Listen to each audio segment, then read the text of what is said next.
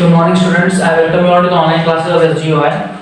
So we have discussed question number 16. Today we will be starting from question number 17. Question number 17 is saying that in the adjoining figure ABCD is a parallelogram.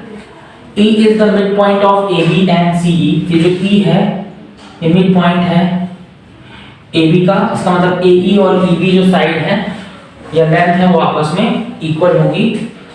और बोला जा रहा है कि CE जो line है, ये जो लाइन है CE वो इस वाले एंगल को इक्वल पार्ट्स में डिवाइड कर रही है, या we can say that CE line is bisecting angle C।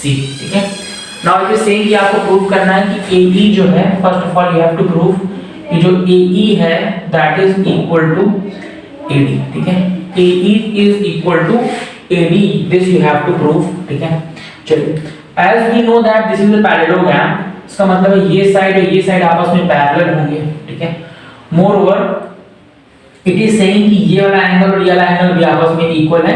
Why? Because ये लाइन इसको बाइसेक्ट कर रही है। ठीक है, now we can say that कि ये वाला एंगल और ये वाला एंगल भी इक्वल हो जाएगा। व्हाई? बिकॉज़ ये और ये लाइन पैरेलल है और ये ट्रांसवर्सल लाइन है। This angle and this angle will be equal, क्योंकि ये अल्टरनेट एंगल्स हैं। तो आप बोल दोगे angle this will be BEC will be equal to angle ECD। ठीक है, BEC मतलब ये एंगल और ECD मतलब कि ये एंगल, ये आपस में इक्वल होंगे। Why? Because they are alternate angles। Okay, because they are alternate angles। Moreover बोला गया आपको कि ये दोनों एंगल्स भी आपस में कैसे हैं? इक्वल हैं। अगर ये दोनों एंगल्स आपस में इक्वल हैं तो इनके सामने वाले साइड्स भी आपस में क्या होंगी? इक्वल होंगी। दैट मींस इसके सामने ये वाली साइड है और इसके सामने ये वाली साइड है, इसका मतलब ये दोनों साइड भी आपस में क्या हो जाएंगी? इक्वल हो जाएंगी। That means we will say कि जो EB लाइन है will be equal to BC line, है ना? EB line will be equal to BC line. तो will be saying therefore EB will be equal to BC। क्यों? क्योंकि ये angle के सामने EB है और ये एंगल के सामने ये एंगल के सामने BC है और इस एंगल के सामने EB है और दोनों की इक्वल साइड्स हैं। और हमें पता है कि साइड जो equal side opposite to equal angles are equal. ठीक है, इक्वल साइड के सामने वाले एंगल्स आपस में इक्वल होते हैं। देयरफॉर हम बोल देंगे कि ये साइड इस साइड के इक्वल हो जाएंगे। चलिए आगे बढ़ते हैं। नाउ वी नो दैट कि EB और AE भी इक्वल है। ठीक है, ये क्वेश्चन में पहले से ही दिया हुआ था, इसलिए हम बोल देंगे कि ये जो AE लाइन है वो EB लाइन के भी इक्वल हो जाएगी। और क्योंकि ये पैरेललोग्राम है इसकी वजह से ये वाली साइड भी इसके इक्वल है और ये वाली दो, फिर से देखते हैं, क्योंकि पैरेललोग्राम है तो ये वाली साइड इसकी इक्वल होगी और ये साइड इसके इक्वल ऑलरेडी गिवन है और ये दोनों आपस में इक्वल हैं, इसका मतलब ये दोनों भी आपस में इक्वल होंगी। तो आप आगे बोल सकते हैं since E is the midpoint of AB, क्योंकि E जो है वो AB का मिड पॉइंट है and AE is equal to, therefore क्या हो जाएगा? AE is equal to EB। ठीक है, इसलिए जो AE है वो EB की इक्वल हो जाएगा। ठीक है, और and AD will be equal to BC। क्यों? क्योंकि ये पैरेललोग्राम के साइड्स हैं, ये देख सकते हो sides of parallelogram. Sides of parallelogram, इसलिए AD जो है वो BC के इक्वल हो जाएगा और ये इसके इक्वल ऑलरेडी है, इसका मतलब ये दोनों भी आपस में इक्वल हो जाएंगे। सो देयरफॉर आप बोलेंगे AE will be equal to AD। AE जो है वो AD के इक्वल हो जाएगा और जैसे ही AE AD के इक्वल होता है तो ये वाला एंगल जो है this angle will become equal to this angle. ठीक है, जैसे ही ऐसा होता है तो तुरंत ये एंगल इसके इक्वल हो जाएगा। तो आगे की बात हो गई और हमको यही प्रूव करना था कि AE जो है वो AD के इक्वल हो जाएगी। व्हाई? बिकॉज हम लोगों ने यहाँ से बता दिया, तो यहाँ पे लिख देंगे आप प्रूव्ड हो गया। फिर से मैं आपको एक बार समझाने की कोशिश करता हूँ ना, ज्योमेट्री में क्या होता है कि थोड़ी चीजें कॉम्प्लिकेटेड तरीके से लिखने में दिक्कत करती है, बट समझ सकते हो आप, उसके बाद धीरे धीरे लिखना भी सीख सकते हो। क्वेश्चन में दिया हुआ था कि ABCD is a parallelogram, first of all ये ध्यान रखना है। सेकेंडली उसने बोला था कि ये वाला एंगल जो है वो इस एंगल के इक्वल है, और तीसरी चीज उसने ये बोली थी कि जो AE साइड है वो EB साइड के इक्वल है, क्योंकि E जो है वो AB का मिड पॉइंट है। तो उसने बोला था फर्स्ट ऑफ ऑल कि आपको प्रूव करना है कि AE जो है वो AD के इक्वल है। ये प्रूव करना था आपको कि जो AE है वो AD के इक्वल है। तो हमने क्या किया, आपको दिख रहा है कि ये वाला एंगल इसके इक्वल हो जाएगा, व्हाई? बिकॉज़ पैरेलल लाइंस हैं और ये ट्रांसवर्सल है, देयरफॉर ऑल्टरनेट एंगल से ये एंगल इसके इक्वल हो जाएगा। वही मैंने लिख दिया कि ऑल्टरनेट एंगल है, therefore this angle has become equal to this angle, ठीक है। सपोज इस वाले एंगल की वैल्यू x थी और इसकी भी x थी, तो अब ये भी x हो चुका है क्योंकि ये ऑल्टरनेट एंगल्स हैं, ठीक है। अब आप देखो ये इस ट्रायंगल की बात कर रहा हूं मैं, इसमें x है, ये यहाँ पे भी x है, इसकी अपोजिट साइड ये वाली है और इसकी अपोजिट साइड ये वाली है, और इक्वल एंगल्स के अपोजिट साइड जो होते हैं वो भी इक्वल होते हैं, देयरफॉर हम बोल सकते हैं कि जो EB लाइन होगी वो BC लाइन के इक्वल हो जाएगी, ठीक है। इतना क्लियर हुआ। आगे बढ़ते हैं। EB और AE ऑलरेडी इक्वल है, इसका मतलब ये और ये आपस में इक्वल ही हो चुके हैं। दूसरी चीज, क्योंकि ये पैरेललोग्राम है तो अपने सामने साइड्स भी इक्वल होते हैं, ठीक है। तो ये वाली साइड इसके इक्वल हो चुकी है, ये दोनों आपस में पहले से इक्वल थे, तो अब ये दोनों भी आपस में इक्वल हो जाएंगे, और वही प्रूव करना, ठीक है। That was only required to be prove, ठीक है। तो फर्स्ट पार्ट हमने प्रूव कर दिया है कि AE जो है वो AD के क्या है, इक्वल है, ठीक है। चलिए आगे बढ़ते हैं। आगे कुछ बोल रहा है वो कि यू हैव टू प्रूव कि जो DE है वो बाइसेक्ट कर रही है ADC को। कह रहा है कि आपको बताना है कि जो DE लाइन है वो बाइसेक्ट कर रही है इस वाले एंगल ADC को। वो कह रही है कि ये और ये एंगल आपस में इक्वल है, इसका मतलब जो DE लाइन है वो बाइसेक्ट कर रही है एंगल ADC को, ये आपको प्रूव करना है, ठीक है। तो how you will be proving this? इसके लिए क्या कर सकते हैं, इसके लिए चीज कर सकते हैं, आप क्लियरली देख पा रहे हो कि ये वाला एंगल और ये वाला एंगल ऑलरेडी आप यहाँ पे बता चुके हो कि इक्वल है। क्यों? तो आप लिख दो यहाँ पे चाहो तो angle AED will be equal to angle ADE, ठीक है। AED जो एंगल है वो ADE के एंगल के इक्वल है, ठीक है। बिकॉज साइड्स जो है AE, because AE is equal to AD, क्योंकि AE इक्वल टू AD है और अपोजिट एंगल्स हैं उसके, तो आपस में इक्वल हो जाएंगे, ठीक है ना। ये दोनों आपस में इक्वल हो चुके हैं, ये वाला एंगल इसके इक्वल हो जाएगा क्योंकि ऑल्टरनेट एंगल है, तो आप लिखेंगे and angle AED will be equal to angle EDC, क्योंकि ऑल्टरनेट एंगल्स हैं, ऑल्टरनेट एंगल्स हैं, ठीक है। तो आप क्लियरली देख पा रहे हो कि ये इसके इक्वल हो चुका है, ये ऑलरेडी इसके इक्वल है, तो दोनों इक्वल पार्ट्स में डिवाइड हो चुके हैं। Therefore we can say that therefore angle ADC is equal to half of angle, या आप बोल सकते हो कैन राइट कि ये जो एंगल है लिख सकते हो आप angle ADE plus angle EDC will be equal to angle ADC। जैसे मैंने ये लिखा तो पता चल गया कि इन दोनों एंगल्स का सम जो है वो इस पूरे एंगल के इक्वल है, and half of angle ADE plus half of angle EDC वो भी किसके इक्वल होगा, ADC के इक्वल होगा। So therefore we have proved कि hence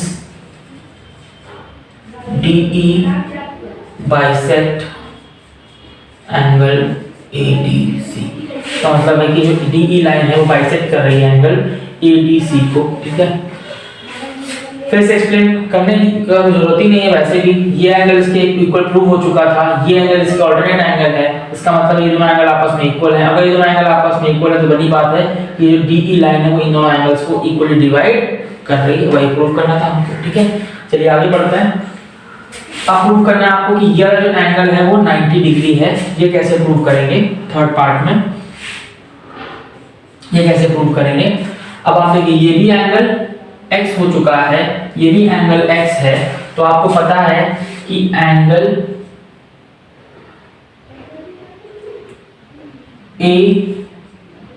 DC plus angle BCD। अगर मैं बात करूं ADC ये पूरे एंगल की और बात करूं BCD इस पूरे एंगल की, तो इनका सम कितना होगा? 180 डिग्री होगा, क्योंकि एडजेसेंट एंगल्स का सम 180 होता है पैरेललोग्राम में। और इनका हाफ कर दूं तो हाफ भी इक्वल है आपस में, तो आप पूरे इक्वेशन का हाफ कर देंगे तो हो जाएगा 1/2 angle ABC plus 1/2 angle BCD will be equal to, इसका हाफ करेंगे तो 90 डिग्री हो जाएगा। ठीक है, तो अगर ये दोनों का सम 90 हो चुका है तो बाकी बचा हुआ एंगल, और बनी बात है कि देयरफॉर क्या हो जाएगा? Angle DEC will be equal to 90 degree. एक तरीका ये है, दूसरा आप चाहो ये भी कर सकते हैं। इन ट्रायंगल DEC ट्रायंगल में angle D plus angle E plus angle C is equal to 180 degree होगा। ठीक है, और D और E आपस में इक्वल है। ठीक है, D और C आपस में इक्वल है और की वैल्यू किसके इक्वल? 90 के इक्वल है। This will become 90 degree plus angle C is equal to 180 degree. तो angle C will be equal to 180 degree minus 90 degree. Therefore angle C will be 90 degree, और यही हमको प्रूव करना है। ठीक है, तो basic thing in these questions is that कि आपको पहले इतना लिखने का प्रॉब्लम हो रहा हो, इतना समझ ना आ रहा हो, लेकिन आपको बेसिकली क्या देखना है कि मैं किस तरीके से एंगल्स को और साइड्स को बता रहा हूं आपको कि कैसे इक्वल होंगे और कैसे आपको अप्रोच करना है क्वेश्चन को। This is a learning process, भले लिखना आपको ना, लेकिन आपको समझना इंपॉर्टेंट है कि किस तरीके से क्वेश्चन आगे प्रोसीड कर रहा है। ठीक है, चलिए क्वेश्चन नंबर 18 जो है ये सिर्फ और सिर्फ एक क्वेश्चन है जो आपको मैं होमवर्क में दे रहा हूं, आप अपने आप से करेंगे। आई will be telling now question number 19।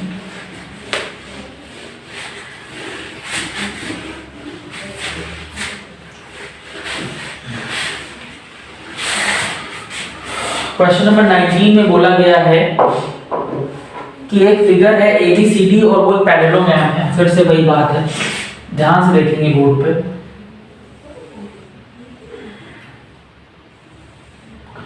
बोला गया कि ABC और D एक पैरेललोग्राम है। ठीक है, moreover they are saying that whose diagonals intersect at, तो उसके दो डायगोनल्स ड्रॉ करे गए।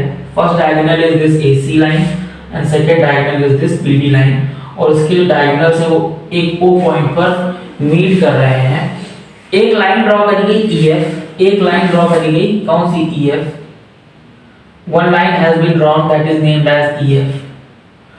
यहाँ पे E है और यहाँ पे F है। ठीक है, so now question is saying that कि आपको प्रूव कर देना है कि OE OF की इक्वल है। आपको प्रूव करना है कि जो OE लाइन है वो OF के इक्वल है। बहुत ही आसान क्वेश्चन है। क्वेश्चन नंबर 19, तो आप पहले लिखेंगे टू प्रूव। क्या प्रूव करना चाहते हैं आप लोग? To prove OE is equal to OF, ये आप प्रूव करना चाहते हैं। अब हम लोग प्रूफ पे बढ़ते हैं, हाउ टू प्रूव दैट। ठीक है, सो अगर मैं ट्रायंगल AFO की बात करूं, ठीक है, अगर मैं ट्रायंगल, या इस तरह बोल सकते हो, अगर मैं ट्रायंगल AOF की बात करूं, in triangle AOF and in triangle COE, दो ट्रायंगल्स की बात कर रहा हूं। एक पहला इस ट्रायंगल की बात करूं, दूसरा मैं इस ट्रायंगल की बात कर रहा हूं।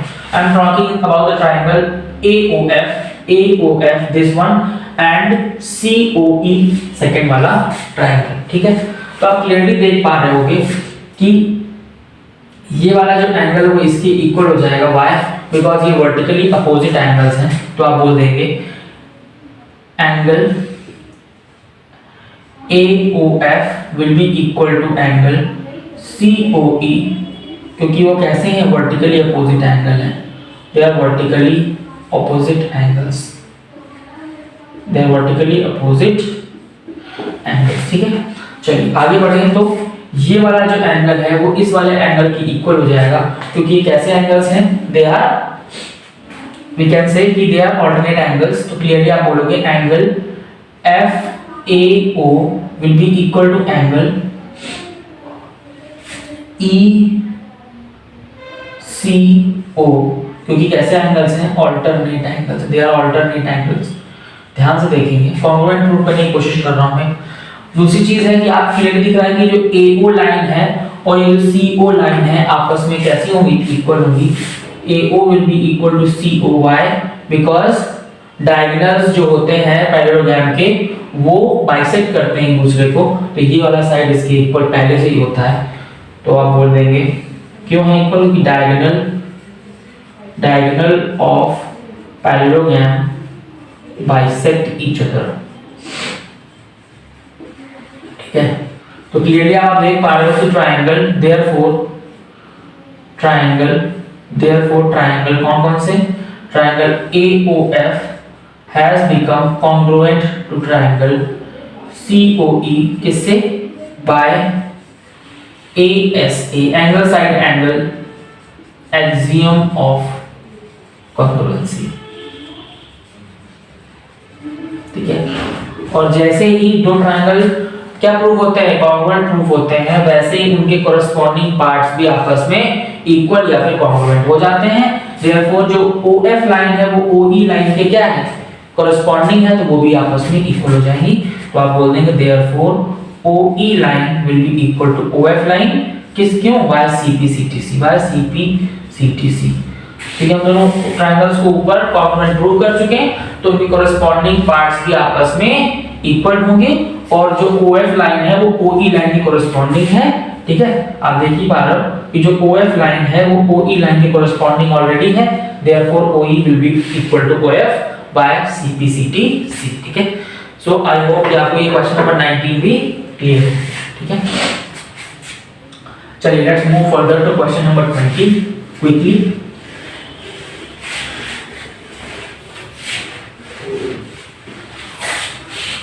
Question number 20 is saying that each side of a rhombus is 10 cm long। बोला गया कि एक rhombus है, there is a rhombus, और उस rhombus की हर एक साइड की वैल्यू दे रहा है कि 10 सेंटीमीटर है।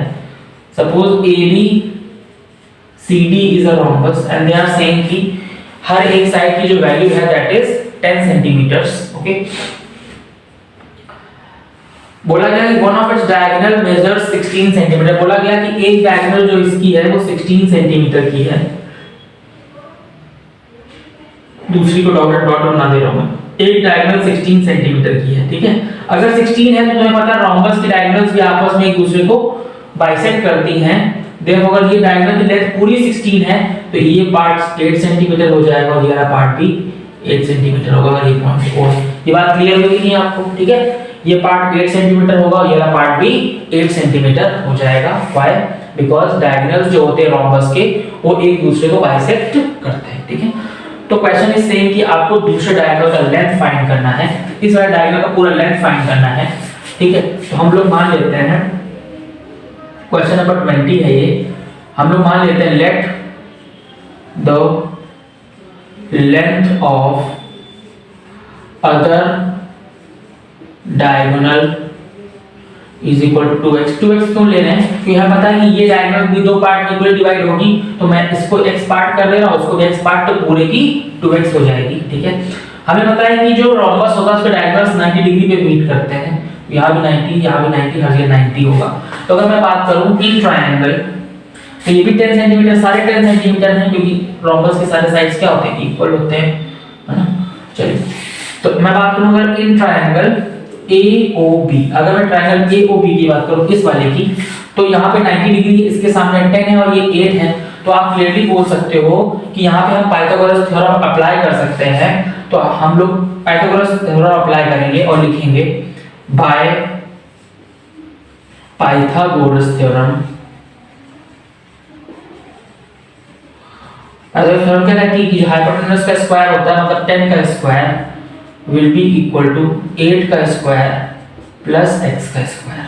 ठीक है, 10 का square will be equal to 8 का स्क्वायर प्लस x का square, this will be 100, this will be 64 और this will be x square. इसको इधर लेके आएंगे तो हो जाएगा 100 minus 64 is equal to x square. तो x square will be equal to 36, तो x will be equal to कितना? अंडर रूट ऑफ 36, और अंडर रूट ऑफ 36 तो x की वैल्यू कितनी आएगी? 6 will be the value of x। अगर x की 6 वैल्यू है तो लेंथ ऑफ अदर डायगोनल आप 2x लेट कर चुके हो, लेंथ ऑफ अदर डायगोनल कितना हो जाएगा? वो आप 2x लेट कर चुके, x की वैल्यू आपकी 6 आ गई, तो आंसर होगा 2 * 6 दैट इज अदर डायगोनल का जो लेंथ है that is equal to 12 centimetre, ठीक है। सो आई होप आपको क्लियर हो गया ये क्वेश्चन भी। तो this is the end of this very important chapter, ठीक है। So I will be starting with the new chapter that is chapter number 18 that is based upon the three dimensional solids in our next class. Thank you students.